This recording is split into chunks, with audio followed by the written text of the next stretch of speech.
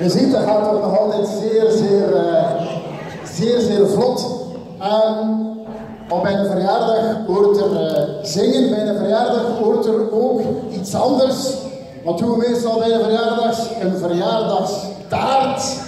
En die verjaardagstaart die is nu op weg. Je ziet daar een klein vuurwerkje. Dat zijn twee oogappeltjes die dat aan het brengen zijn. Casimir en Tobias. Mijn zoontjes. En laat ze goed concentreren, want ze hebben er al goed over nagedacht als ze niet willen struikelen met die taart.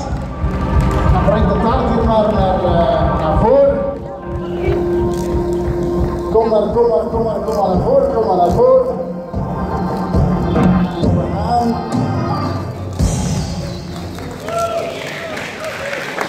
En iedereen kan dat zien, maar op die taart staat eigenlijk die tekening die je op de uitnodiging gezien hebt. Je hebt op die uitnodiging die ik zag doen, je ziet die getekend is door Boudewijn Thijs.